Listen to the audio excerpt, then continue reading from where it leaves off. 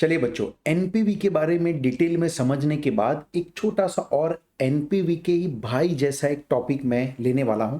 Next topic हमारा जो है बच्चों वो है प्रॉफिटेबिलिटी इंडेक्स का टॉपिक। अब ये प्रॉफिटेबिलिटी इंडेक्स जो है उसे मैं यूं कहूंगा कि ये एक रिलेटिव मेजर है। एनपीवी जो था वो एक एब्सोल्यूट मेजर था, लेकिन ये एक रिलेटिव मेजर है, ऐसा मैं कह सकता हूं। जनरली हम रिलेटिव मेजर का यूज कब करते हैं बच्चों? जब हमें दो फिनोमिना या दो प्रोजेक्ट का कंपैरिजन करना हो ना, तब हम रिलेटिव मेजर का इस्तेमाल करते हैं। तो देखते हैं इसमें एक एक पॉइंट क्या है। सबसे पहला point, profitability index is nothing new, it is just a conversion of NPV. Right, NPV को हमने एक अलग तरीके से कन्वर्ट कर दिया है और उसको ही हमने नाम दे दिया है profitability index. It is just conversion of NPV. It shows return on investment where investment is presume to be ₹1।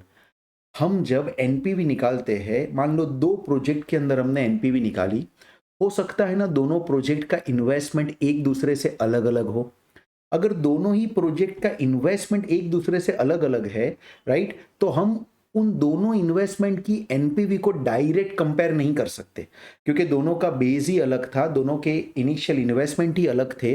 तो उन दोनों से आने वाली एनपीवी को डायरेक्ट तो कंपेयर करना बहुत मुश्किल होगा।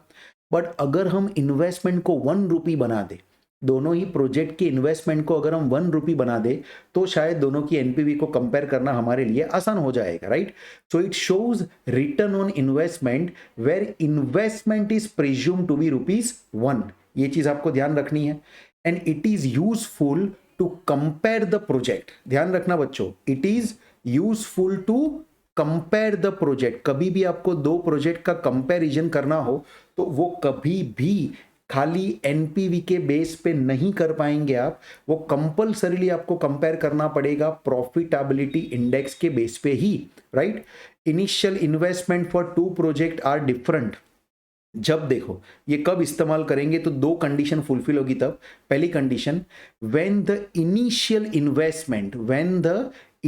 Investment for two project are different, यानी दोनों प्रोजेक्ट का जो स्टार्टिंग का इन्वेस्टमेंट था वो एक दूसरे से अलग अलग होना चाहिए।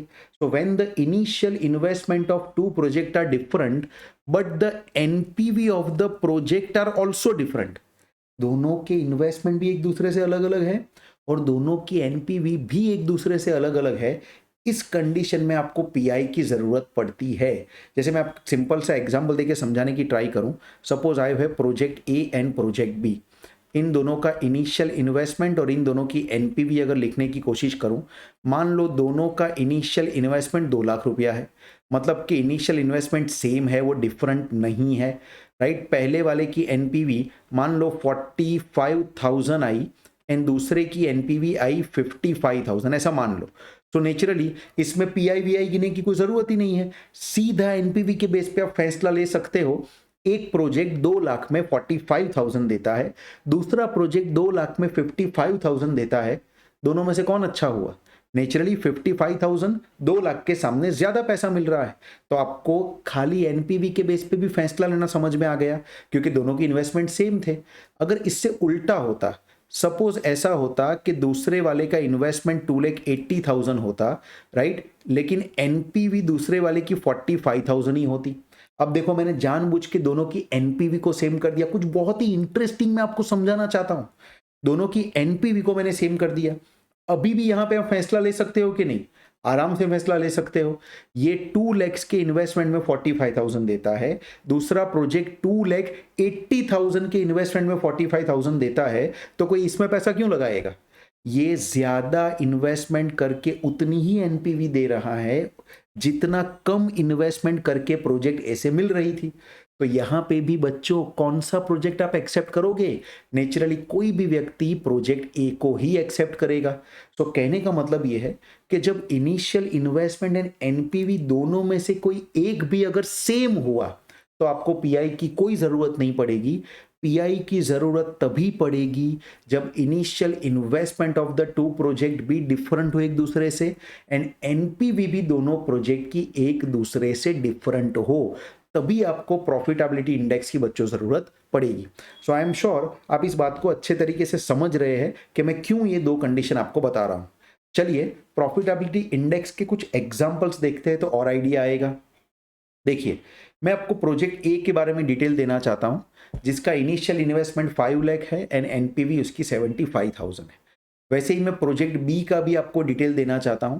देखिए, इसका इनिशियल इन्वेस्टमेंट 4 लाख है और उसकी एनपीवी 68,000 है।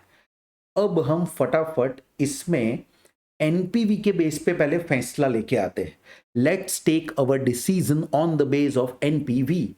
अगर एनपीवी के बेस पे किसी को सोचने के लिए बोला जाए तो वो तो यही बोलेगा कि सर प्रोजेक्ट ए की एनपीवी ज्यादा है। वो क्या बोलेगा? NPV of project A is greater than NPV of project B. तो सर प्रोजेक्ट ए को ही पसंद कर लो। But this might be wrong. हम इनिशियल इन्वेस्टमेंट को यहां पे इग्नोर नहीं कर सकते। ये 5 लाख लेता है, 75,000 देता है। दूसरा प्रोजेक्ट 4 लाख लेता है, पहले वाले से कम लेता है और 68,000 की एनपीवी देता है। यहां पे एब्सोल्यूट कंपैरिजन करेंगे तो ब्लंडर हो जाएगा। हमें यहां पे रिलेटिव ही जाना पड़ेगा। तो मैं दोनों ही केस में गिनना चाहता हूं प्रॉफिटेबिलिटी इंडेक्स, राइट? मैं दोनों ही केस में गिनना चाहता हूं प्रॉफिटेबिलिटी इंडेक्स। तो चलिए मैं पहले के अंदर प्रॉफिटेबिलिटी इंडेक्स निकालता हूं। बच्चों, कैसे निकलेगा प्रॉफिटेबिलिटी इंडेक्स? चलिए उसका एक फॉर्मूला भी हम पहले आगे भी नोट्स में भी लिख लेते हैं। देखिए, नोट्स के अंदर जो मैंने आपको बताया था, राइट, वो भी अगर मैं आपको अभी बताना चाहूं तो मेरे हिसाब से बेटर रहेगा। या चलो यहीं इसका फॉर्मूला समझते हैं। फॉर्मूला जो प्रॉफिटेबिलिटी इंडेक्स का होगा वो होगा sigma DCF divided by initial investment. यानी आपको summation of discounted cash flow ऊपर रखना है लेकिन डिवाइड बाय करना है इनिशियल इन्वेस्टमेंट। सर अब ये कैसे आएगा? हमें तो यहाँ पे सिग्मा डीसीएफ दिया ही नहीं है। So try to understand. अभी अभी हमने आगे एनपीवी का फॉर्मूला सीखा कि एनपीवी इज इक्वल टू होता है sigma DCF minus initial investment. आपको याद होगा ये हमने सीखा था, sigma DCF minus initial investment. क्या मैं ऐसा कह सकता हूं कि sigma DCF is equal to, मैं लिख सकता हूं एनपीवी जो एक्स्ट्रा मिला हमें प्लस हमने जो लगाया था इनिशियल इन्वेस्टमेंट। यस, इस चीज को अगर आप नोट करेंगे तो आपको आइडिया आया होगा कि यहां पे सिग्मा डीसीएफ लाने का हमारे पास रास्ता क्या है। मैं एनपीवी जो मेरे पास है उसमें अगर इनिशियल इन्वेस्टमेंट को प्लस कर दूं तो मेरा सिग्मा डीसीएफ आ जाएगा बच्चों। सो एनपीवी का फिगर आप देखेंगे तो 75,000 का फिगर एनपीवी का फिगर था, प्लस इनिशियल इन्वेस्टमेंट जो है वो बच्चों 5 लाख रुपीस है। और मैं इसको डिवाइड करना चाहता हूं इनिशियल इन्वेस्टमेंट 5 लाख से। तो अगर आप यहां पे ध्यान से देखेंगे तो ये हो जाएगा सिग्मा डीसीएफ 5,75,000, राइट, और नीचे हो जाएगा इनिशियल इन्वेस्टमेंट 5 लाख। अगर आप इसे सॉल्व करेंगे तो नेचुरली आपको 1 रुपी प्लस एक्स्ट्रा पैसा जो भी है वो मिल जाएगा। सो 5,75,000 divide by 5 lakh, that gives you 1 rupee and 15 पैसा। तो पहले वाले का जो प्रॉफिटेबिलिटी इंडेक्स आया प्रोजेक्ट ए का वो आ जाता है बच्चों 1.15। मैं आपको बता दूं ये क्या कहना चाहता है। ये कहना चाहता है कि आपने जो 1 रुपी का इन्वेस्टमेंट किया था उसके ऊपर आपको 15 पैसा एक्स्ट्रा मिला है आज के प्रेजेंट वैल्यू टर्म्स में। Listen to me very carefully. आपने जो 1 रुपी का इन्वेस्टमेंट किया था उसके ऊपर आपको ये 15 पैसा एक्स्ट्रा मिला है in terms of present value. ये कहता है आपको प्रॉफिटेबिलिटी इंडेक्स। ये कहता है आपको प्रॉफिटेबिलिटी इंडेक्स। चलो वैसे ही प्रोजेक्ट बी का प्रॉफिटेबिलिटी इंडेक्स निकालते हैं तो उसके लिए भी मुझे सेम करना पड़ेगा। Profitability index is equal to sigma DCF divided by initial investment. ये आपका फॉर्मूला है। आप ये कॉमन सेंस लगाएंगे तो आपको आइडिया आ जाएगा कि हमें 1 रुपी के ऊपर इन्वेस्टमेंट को कंपेयर करना है। वो इसी तरीके से हो सकता है, right, sigma DCF divide by initial investment. वो कैसे आएगा? अगर सिग्मा डीसीएफ हमारे पास नहीं है तो मैं एनपीवी प्लस इनिशियल इन्वेस्टमेंट करूंगा तो इससे मुझे सिग्मा डीसीएफ मिल जाएगा। एनपीवी का फिगर जो है वो है 68,000 प्लस इनिशियल इन्वेस्टमेंट जो है वो हमारा आ जाएगा 4 lakh, right. 68,000 plus initial investment आ जाएगा 4 लाख। डिवाइडेड बाय मुझे इनिशियल इन्वेस्टमेंट करना पड़ेगा, जिसका भी फिगर आएगा 4 लाख। तो अगर इसे मैं सॉल्व करूं तो सिग्मा DCF की जो वैल्यू आ जाएगी डिस्काउंटेड कैश फ्लो, वो 4,68,000 आएगा, और नीचे मैं लिखूंगा 4 लाख। तो ये जो मुझे एक आंसर देगा, दैट आंसर वुड बी 1.17। यहां पे भी अगर मैं ध्यान से आपको वापिस एक बार एक्सप्लेन करूं तो ये जो 1 रुपी है आगे का, वो आपको बताता है आपने जो इनिशियल इन्वेस्टमेंट किया था वो, एंड 17 पैसा जो पीछे पीछे मिला है वो आपको बताता है कि आपको एक्स्ट्रा रिटर्न मिला है in terms of present value. ये 17 फ्यूचर की बात नहीं करता है कि आज आपने 1 रुपया लगाया तो कल आपको 17 पैसा एक्स्ट्रा मिलेगा, ऐसी बात वो नहीं कर रहा है। वो आज के प्रेजेंट वैल्यू के टर्म्स में ही आपको 17 पैसा एक्स्ट्रा मिला है, ऐसा बता रहा है, राइट। अब आप ही देखो, प्रोजेक्ट ए के अंदर पीआई में 15 पैसा एक्स्ट्रा लिखा है 1 रुपये के ऊपर, प्रोजेक्ट बी में आप देखोगे तो 17 पैसा एक्स्ट्रा लिखा हुआ है। आई एम श्योर आप बात को समझ रहे हैं कि मैं क्या कहना चाहता हूं। अगर आप ध्यान से देखें तो प्रोजेक्ट बी 1 रुपये के ऊपर ज्यादा रिटर्न लेके आ रहा है, यानी कि प्रोजेक्ट बी को हमें पसंद करना चाहिए। हमें पहले प्रोजेक्ट ए क्यों लग रहा था? दिक्कत ये थी, मुश्किल ये थी, प्रॉब्लम ये थी कि दोनों का इनिशियल इन्वेस्टमेंट एक दूसरे से अलग था। लिसन टू मी केयरफुली, दोनों का इनिशियल इन्वेस्टमेंट एक दूसरे से अलग था, इसलिए ये प्रॉब्लम आ रही थी।